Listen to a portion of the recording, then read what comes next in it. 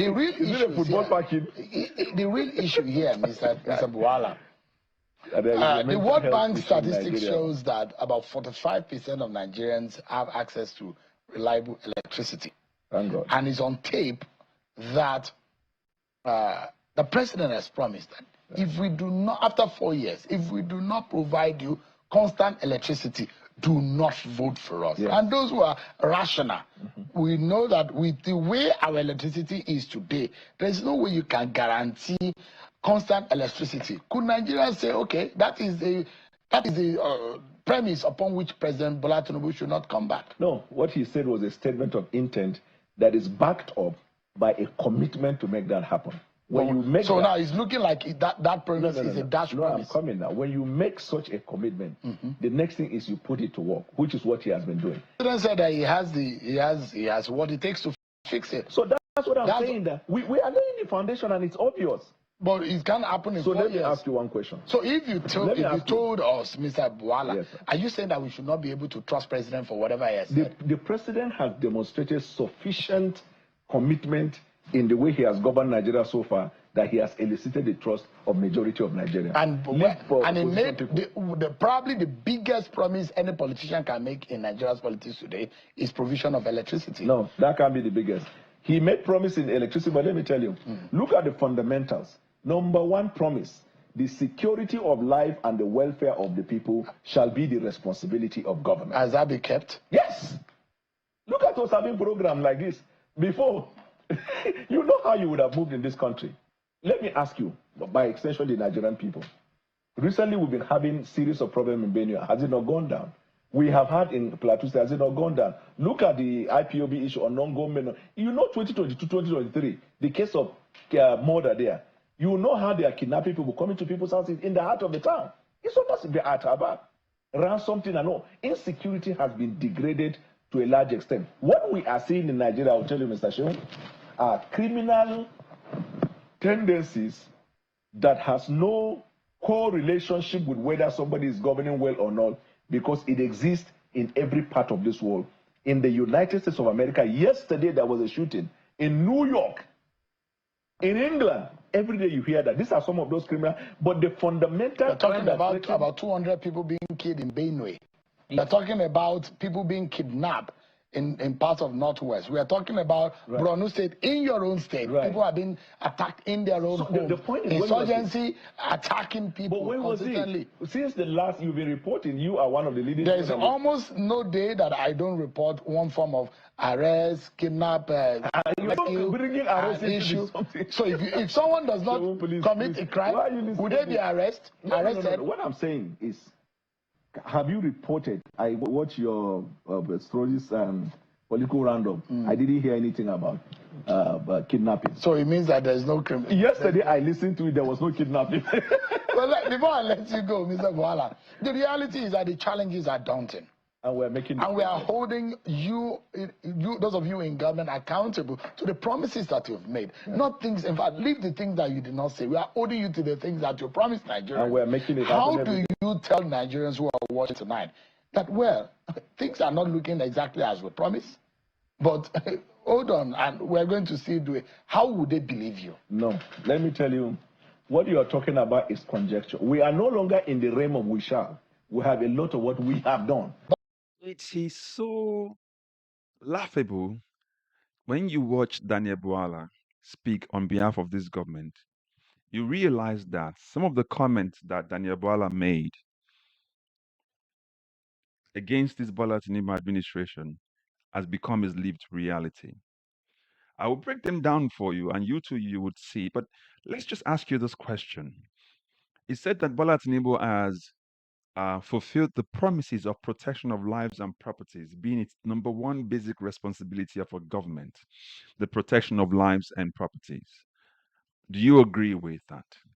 He said in the 2023 campaign that Bola Tinubu did not promise to fix electricity. He made a statement of intent.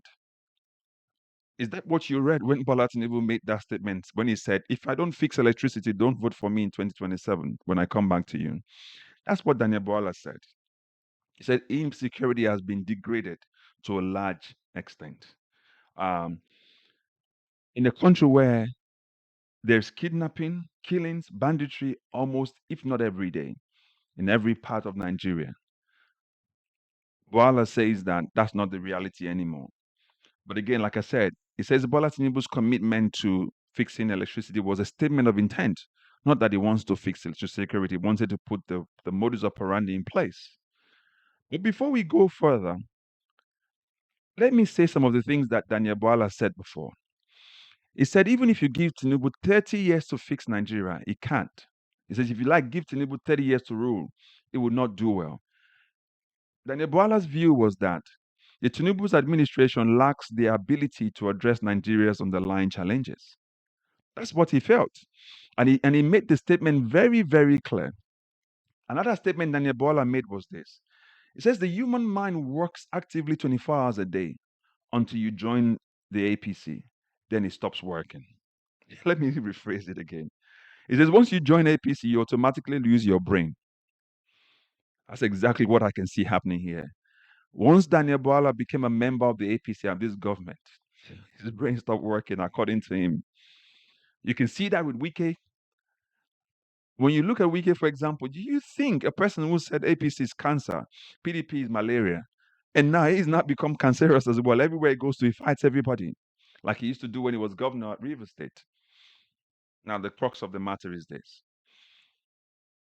When you look at this government, what exactly can you pinpoint that this government has done to fix the underlying problems in Nigeria? Has Tinubu been able to fix electricity, security, food crisis, economic crisis, monetary policies, or monetary issues in Nigeria, where the naira has no value? Naira is on a free fall on a daily basis, where the prices of things, goods, and services are not stable. They're constantly fluctuating every single day. What do you think? I'm asking all of these questions because when Bola Tinubu talking heads come on TV and they're speaking, in verbose, they're just running a lot of words out just to make them, cover the topic for the day or the conversation that the interviewer is asking them. You wonder when the likes of VDM or Aisha Yusufu come on TV and say they're killing their people in Edo North, or Daniel Bola's people in Borno said saying they're killing us every day. The people in Kaduna are complaining. The people in Benue State are getting killed every day on a daily basis. The people in maybe Kogi State, Kwara State, they're getting killed every day. Just yesterday, the news of that guy, I think the fish magnate he calls himself, that guy was kidnapped and killed in a country like this, where Nigerians are getting kidnapped every day. This man says that Bola Tinubu has fulfilled his promise of the protection of lives and properties. Would you agree with that assertion? I didn't say that. Daniel Bwala said it.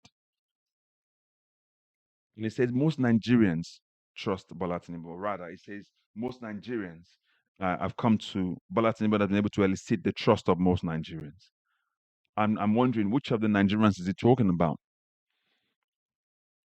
Look at our roads. Nothing is working. Look at our airlines. Nothing is working. People cannot afford to feed themselves every day. Since this government came into authority, the lives of Nigerians have become worse than they were before.